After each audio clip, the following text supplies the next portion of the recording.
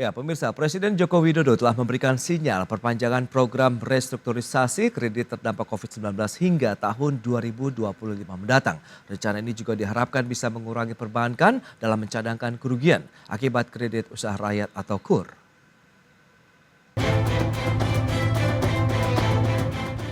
Nah, tadi ada arahan Bapak Presiden bahwa kredit restrukturisasi akibat daripada COVID-19 itu yang seharusnya jatuh tempo pada bulan Maret 2024 ini diusulkan ke OJK nanti melalui KSSK dan Gubernur BI untuk mundur sampai dengan 2025 karena ini akan mengurangi perbankan mencadangkan kerugian akibat kredit KUR. Demikian arahan Presiden Joko Widodo yang disampaikan Menteri Koordinator Bidang Perekonomian Erlangga Hartarto. Presiden Jokowi meminta agar program restrukturisasi kredit COVID-19 diperpanjang hingga tahun 2025 mendatang setelah berakhir pada Maret 2024. Pembahasan ini akan dilakukan bersama dengan Otoritas Jasa Keuangan dan Bank Indonesia. Pemerintah mencatat nilai outstanding kredit perbankan di sektor kredit usaha rakyat atau KUR sudah mengalami penurunan yang cukup besar. Berdasarkan data Otoritas Jasa Keuangan, nilai outstanding restrukturisasi mencapai Rp228,2 triliun atau 3,14% dari total kredit per Maret 2024. Jumlah tersebut sudah jauh menurun dibanding bulan Oktober 2020 yang tercatat sebesar Rp830 triliun. Tim Liputan IDX Channel. Ya, pemirsa, untuk membahas tema kita kali ini, pemerintah perpanjang restrukturisasi kredit COVID-19 hingga 2025. Kita sudah tersambung melalui Zoom bersama dengan Ibu Etika Karyati Suwondo, peneliti senior KOR Indonesia dan Fakultas Ekonomi Bisnis Universitas 11 Maret. Halo, selamat pagi, Bu Etika. Selamat pagi Pak Pras. Salam sehat Ibu. Alhamdulillah sehat semua ya. Baik, terima kasih dan kita sapa juga ini ada Ibu Hermawati Setiorini, Ketua Umum Aku Mandiri. Halo, selamat pagi Bu Hermawati. Selamat pagi Mas Pras. Salam sehat juga Ibu. Sehat selalu. Baik. Semuanya. Terima kasih atas waktu yang disempatkan. Ini menarik kalau kita bicara mengenai restruktur kredit COVID-19. Ini rencananya akan diperpanjang sampai tahun 2025 mendatang. Kita akan langsung saja ke Bu Hermawati. Bagaimana review terlebih dahulu terkait dengan kondisi saat ini dari industri ataupun pelaku UMKM di tanah air? Silakan. Ya, kalau gini mungkin saya menyapa dulu. Salam kenal semuanya. Assalamualaikum warahmatullahi wabarakatuh. Waalaikumsalam. Kalau untuk kondisi UMKM untuk sekarang memang sangat agak memprihatinkan ya untuk yang mikro karena saya pegang di mikro ke bawah. Oke. Dengan kondisi yang masalah kredit gitu.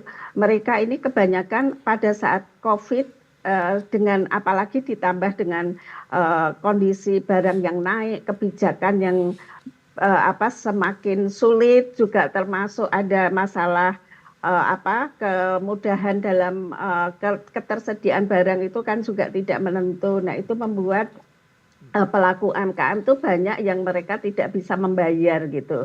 Nah, masalahnya kebanyakan jika ada kebijakan itu perbankan juga tidak berperan aktif gitu. Jadi kalau update yang terkini sih kebanyakan UMKM untuk melakukan pembayaran maupun kredit ulang lagi itu kayaknya lebih susah, makanya mereka banyak yang terkena pinjol itu. Itu sih Mas kalau kondisi di sekarang ini. Oke, ini menarik kalau kita cermati begitu. Lantas Bu Etika, bagaimana pandangan dari KOR Indonesia menyikapi kondisi saat ini begitu, bahwa apakah kebijakan itu akhirnya tepat begitu, bahwa memang tadi banyak yang terjebak pinjaman online begitu, sehingga ya mau tidak mau apakah memang restru ini juga perlu diperpanjang sampai dengan tahun depan? Tujuan dari perpanjangan stimulus itu sebenarnya kan untuk mengurangi beban, salah satunya beban perbankan dalam mencadangkan kerugian akibat kenaikan kredit bermasalah. Yes. Dan perpanjangan relaksasi itu diperlukan agar perbankan juga tidak terbebani tadi ya, terutama untuk kredit usaha rakyat ya yang gagal bayar.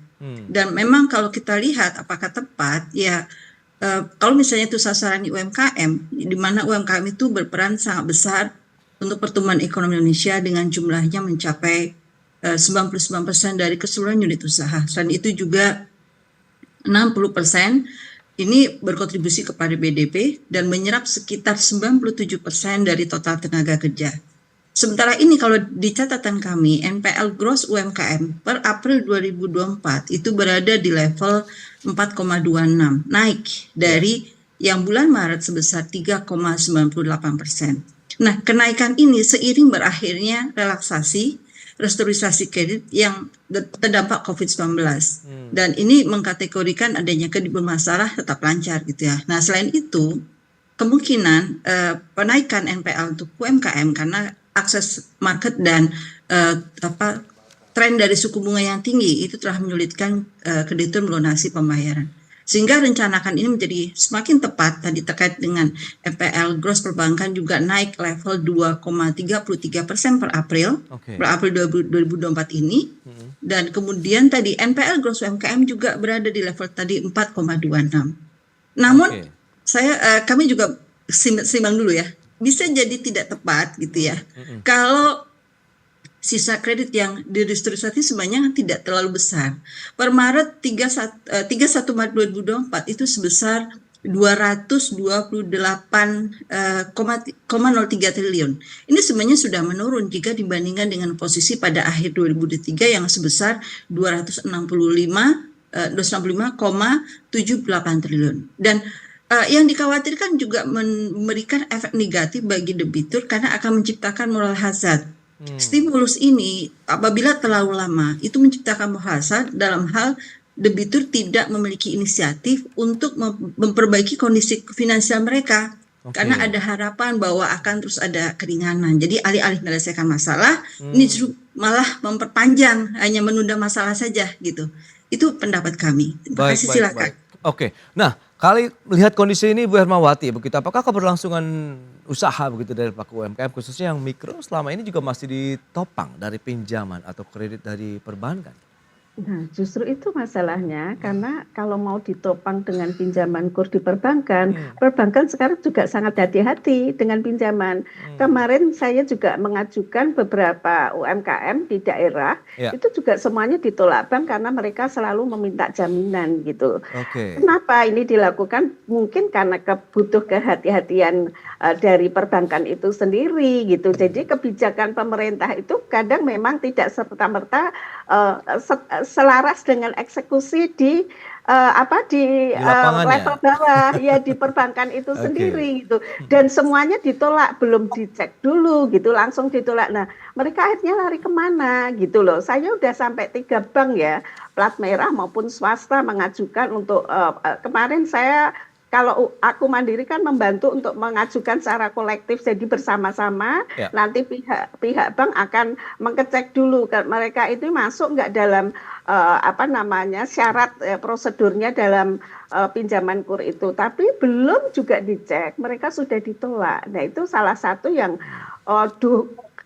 dukungan dari perbankan itu sendiri sebenarnya yang tidak selaras dengan kebijakan pemerintah gitu. Nah, itu yang terjadi di lapangan gitu. Nah, kalau terjadi ada keterlambatan gitu misalnya, mereka juga sebenarnya kalau di Aku Mandiri itu karena kolektif dan pengurus aktif, mereka juga membantu perbankan dalam hal datang ke nasabahnya. Karena itu anggota kita, tapi mereka juga tidak begitu ramah. Itu yang membuat antipati UMKM untuk kembali lagi untuk mengajukan gitu. Nah, itu yang kondisi di lapangan gitu. Baik, Ibu Hermawati, tapi sejauh ini dari anggota Aku Mandiri lah, apakah memang masih ada yang terdaftar dalam artian sebagai debitur begitu atau peminjam dari kredit usaha rakyat ataupun yang kredit-kredit yang diberikan oleh perbankan, sejauh ini masih ada, masih banyak? Masih ada. Ya, tadi yang saya sampaikan di Maluku itu beberapa masih berjalan, tapi juga nggak ditawarin restrukturisasi. Padahal itu plat merah ya. Nah, itu justru saya yang sampaikan, kebijakan pemerintah itu tidak selaras dengan implementasi perbankan. Justru mereka mintanya, ayo pengurus juga tanggung jawab dong, gitu. Padahal yang pinjam kan UMKM.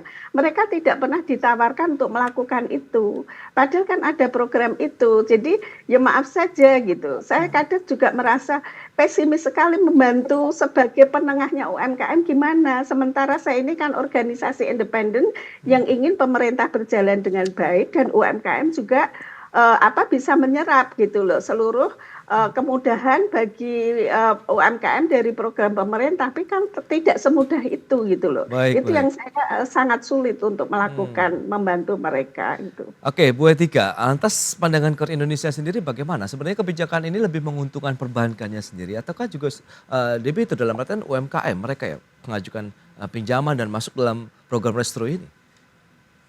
Ya, kalau kita melihat kondisi saat ini memang ada pelemahan ekonomi global ya, Hmm, akan terus berdampak pada perekonomian dan ini menjadi risiko gitu. Belum lagi inflasi harga pangan, harga komoditas global itu menjadi melemah gitu ya, hmm. yang nanti bisa mempengaruhi pada konsumsi dan investasi domestik. Dan di Indonesia sendiri juga, walaupun sekarang sudah mulai membaik gitu, tapi dari si daya beli masyarakat kita masih terkoreksi ya. Oke, Jadi kalau kita lihat ada satu sisi memang UMKM mendapatkan tantangan ya, tantangan dalam hal dari suku bunga yang terus meningkat. Kemarin BI acuan kan 6,25 ya, betul. 6,25 itu menjadi itu tantangan tersendiri buat UMKM karena bisa menghambat pertumbuhan UMKM dan mengganggu stabilitas bisnis mereka akibat dari suku bunga yang tinggi ini, sehingga meningkatnya biaya pembiayaan UMKM yang nanti bisa mengurangi kemampuan mereka untuk mengakses kredit yang tadi disampaikan oleh Bu Hermawati gitu ya. Hmm, Satu sisi kemudian mereka accessibility-nya juga dipersulit ya. Mungkin ada beberapa sih yang seperti itu ya kasusnya ya Bu Herma. Tapi juga ya.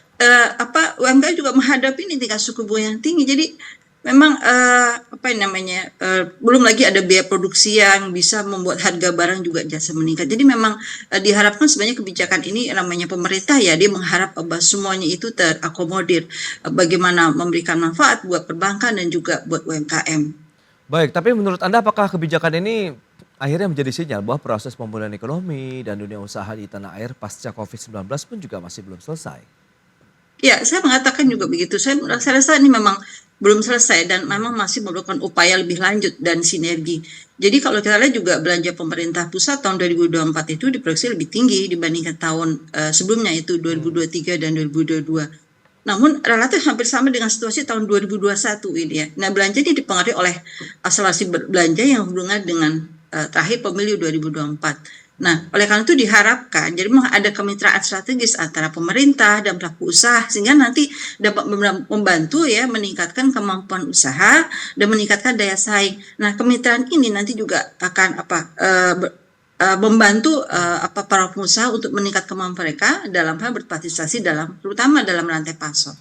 Baik, itu dia yang menarik tadi memang ada beberapa anggota Aku Mandiri begitu yang pada saat pengajuan pun tidak ditawari adanya program restrukturisasi kredit ini begitu. Tapi kita akan bahas nanti di segmen berikutnya. Kita akan jeda sebentar ya, Bu Herma dan juga Bu Etika dan pemirsa pastikan Anda masih bersama kami.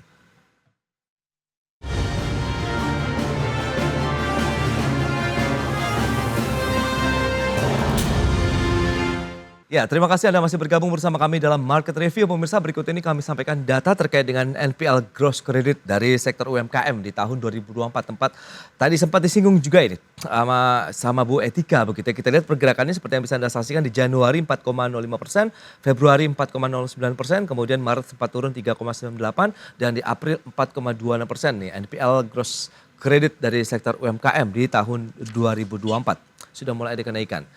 Kemudian kita lihat dari pertumbuhan penyaluran kredit UMKM secara tahunan year on year di tahun 2024 ini Januari 7,9%, kemudian sempat tertinggi di bulan Februari 9,4%, kemudian trennya cenderung turun sampai dengan bulan Mei tercatat 7,3% dari pertumbuhan penyaluran kredit UMKM di tahun 2024.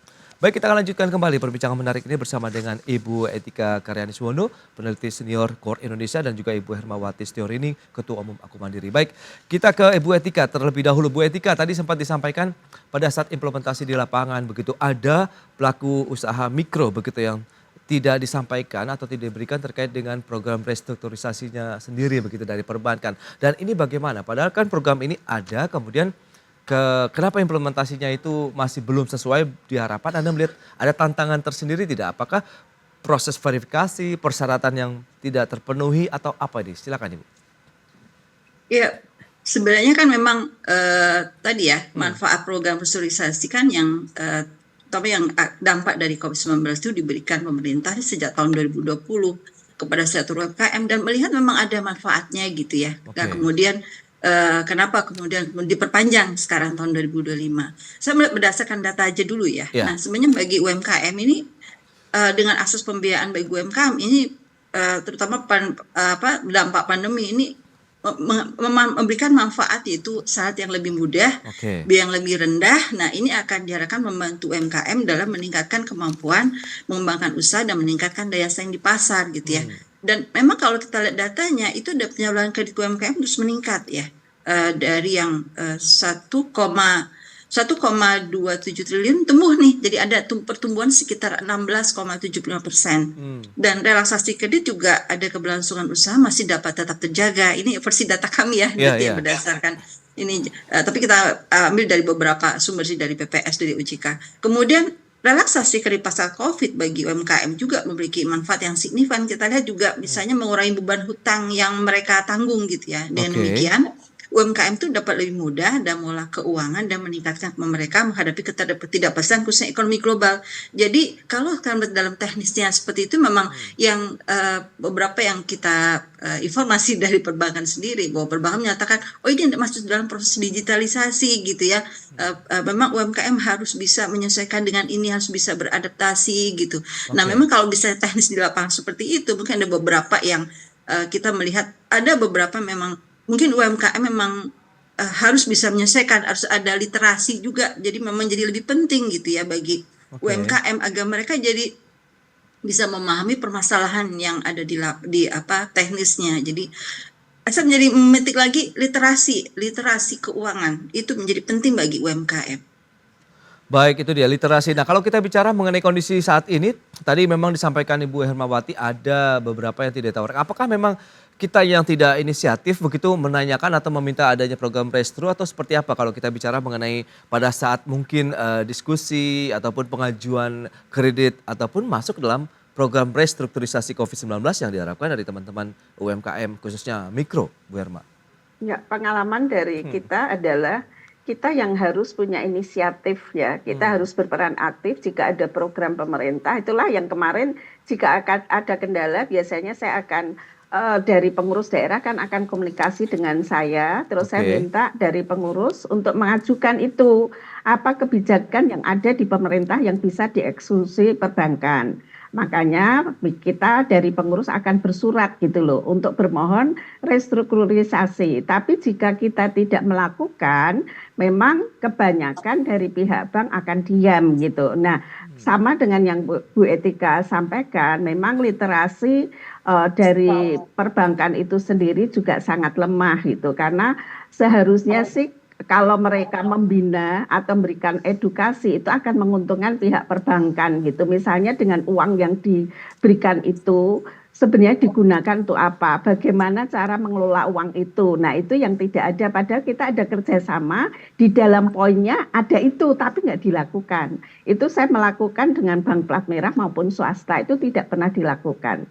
Jadi kita justru tergopoh-gopoh gitu ya untuk melakukan itu. Akhirnya kita cari solusi untuk melakukan dengan para mahasiswa yang fakultasnya tentang bisnis maupun tentang masalah manajemen keuangan itu. Tapi kan tidak bisa menyasar sampai ke daerah gitu loh. Jadi memang sangat sulit gitu antara kenyataan dengan di lapangan. Hanya saja dari 10.000 UMKM yang kita bantu sampai sekarang pihak bank dan kita tetap berkoordinasi karena niatnya adalah untuk menyelesaikan gitu. Nah itu sih. Baik, dan harapan dari teman-teman Aku Mandiri sendiri bagaimana begitu? Apakah ini dengan adanya diperpanjang sampai dengan 2005 justru ada peluang yang lebih terbuka lagi begitu untuk mungkin mengajukan lagi ataupun diskusi lagi begitu? Ya, nah makanya itu justru karena ini sebenarnya bagus ya, peluang ini sebenarnya bagus gitu. Jika dimanfaatkan dengan baik, hanya saja pihak bank atau mungkin kalau sulit dengan para UMKM itu bisa dengan pengurus gitu menyampaikan restrukturisasi ini kegunaannya apa. Terus masa jeda ini kan sebenarnya jeda aja kan gitu. Nah apa yang harus dilakukan gitu. Kalau mereka misalnya melakukan itu program ini tapi UMKM juga pendapatannya tidak ada untuk nanti ke depan membayar, nah itu juga sulit lagi. Oke. Baik, nah itu dia tantangan tersendiri lagi begitu ya nampaknya bagi pelaku UMKM sendiri. Nah Bu Etika lantas bagaimana kalau misalnya kebijakan ini diperpanjang sampai dengan tahun 2025 begitu. Dampaknya sendiri untuk perbankannya sendiri seperti apa? Apakah berdampak terkait dengan likuiditas kah atau bagaimana? Secara keseluruhan perpanjangan program Restu ini hingga 2025 saya melihat kalau melihat di sini tidak begitu berpengaruh signifikan terhadap permodalan bank ya. Oke. Karena perbankan sendiri memang telah melakukan mitigasi dari berakhirnya Restu Covid kemarin ya. April ya, April Maret ya Bu. Maret. Maret. Ya. Itu seperti dengan membentuk CKPN atau cadangan kerugian penurunan nilai juga memberikan waktu tambahan bagi debitur untuk pulih dengan perpanjangan ini sebenarnya bisa membantu mengurangi NPL. Karena ini lebih ke jangka pendek dan kalau dalam jangka panjang gitu ya, dia menjaga stabilitas keuangan debitur. Program ini sebenarnya diharapkan bisa membantu mengurangi risiko sistemik di sektor perbankan. Nah, ini penting untuk stabilitas ekonomi secara keseluruhan gitu. Tapi memang dari satu sisi juga perbankan ketika ada perpanjangan ini juga mereka harus bisa memiliki manajemen risiko atau mengelola risiko terutama dari sisi likuiditas gitu ya, kredit dan profitabilitas. Selain itu juga sebenarnya bank juga mungkin perlu menyelesaikan model bisnisnya untuk mengatasi dampak jangka panjang dari program Restu ini. Ini bisa mencakup seperti diversifikasi sumber pendapatan atau peningkatan efisiensi operasional. Bu, Itu ya. baik. Nah di sisi lain nih Bu Etika, pemerintah kan juga tengah mewacanakan penghapusan kredit macet bagi UMKM. Nah apakah kebijakan ini nantinya akan ya bertabrakan, kontraproduktif begitu dengan rencana perpanjangan Restu kredit khusus COVID-19 ini? Ya, tujuan dari menghapus tagihan kredit macet UMKM ya, misalnya dalam hal ini UMKM ya kita bicaranya, adalah untuk mendukung kelancaran pemberian akses pembiayaan kepada UMKM sehingga UMKM itu dapat segera bangkit gitu ya dari dampak pandemi COVID-19. Namun seharusnya juga jangan kredit yang memiliki proses penagihan ini termasuk kredit UMKM seharusnya tidak dihapus gitu. Sementara kalau tadi tujuan rencana perpanjangan Restu ini adalah menyelamatkan kredit yang masih dapat ditagih dengan cara Restu sehingga kredit tersebut dapat diteruskan dan debitur dapat melanjutkan usaha. Sebenarnya kalau keduanya itu ya nggak bertabrakan, malah kalau bisa secara bersamaan gitu ya, karena penghapusan kredit macet itu hanya berfokus pada kredit yang tidak dapat ditagih, sedangkan rencana perpanjangan itu fokusnya pada kredit yang masih dapat ditagih itu dengan cara Restu tadi. Baik, itu dia terkait dengan kebijakan ini. Dan terakhir Bu Hermawati, bagaimana harapan Anda dan koreksi Anda terkait dengan masa depan UMKM kita begitu di tengah kondisi saat ini adanya program-program insentif yang sudah diberikan oleh pemerintah? Ya, saya berharap sih dari perbankan untuk prosedur dan persyaratan itu harus selaras dengan peraturan menteri itu sendiri ya tentang KUR itu. Nah itu saya berharap itu termasuk tidak hanya untuk mereka menyerap kredit dari UMKM, tapi juga memberikan literasi tentang keuangan itu sendiri. Karena jujur UMKM kalau kita semua tahu bahwa mereka pendapatan turun dengan kondisi daya beli masyarakat juga turun, apalagi barang impor juga sudah masuk sedemikian derasnya, itu berkompetisi sekali dengan UMKM yang tidak bisa dibendung lagi. Jadi pemerintah memang harus bijak. Saya yakin program pemerintah siapapun itu pasti akan berpihak kepada negara. Hanya saja implementasinya itu yang harus diawasi menurut saya. Karena yaitu tadi tidak semua pihak bank menyampaikan ada kebijakan itu. Kalau yang bernaung di dalam organisasi masuk di organisasi seperti kita, kalau pengurusnya aktif, mereka akan berikan informasi yang tepat gitu atau memberikan masukan gitu. Tapi kalau tidak kan mereka hilang. Apalagi dengan mencari pinjaman dengan pinjol itu mudah sekali gitu. Sekarang semuanya hampir dari 60% anggota kita saja itu selarinya semua online dan mereka bisa bayar. Meskipun bunganya besar, tapi kenapa kepada perbankan mereka yang bunganya kecil gitu 6% itu mereka tidak bisa bayar, berarti ada apa gitu loh. Nah itu PR juga sih dari pemerintah maupun perbankan itu sendiri. Baik. Karena yaitu semuanya udah lari ke pinjaman yang lain. Oke, Bu Hermawati, terima kasih banyak atas informasi insight yang sudah Anda sampaikan kepada pemirsa IDX, dan Bu Etika terima kasih juga atas data-data dan analisis yang sudah Anda sampaikan kepada pemirsa pada hari ini. Selamat melanjutkan aktivitas Anda kembali. Salam sehat Bu Etika, Bu Herma. Sampai Salam berjumpa sehat kembali. semua, Bu Herma, Pak Pras. Ya. Ya pemirsa, 1 jam sudah saya menemani Anda dalam Market Review. Perbaharui terus informasi Anda hanya di IDX Channel, your trustworthy and comprehensive investment reference. Karena urusan masa depan harus terdepan, aku investor saham. Ya saya, Prasetyo Wibowo, beserta kerabat kerja yang bertugas undur diri. Terima kasih dan sampai jumpa.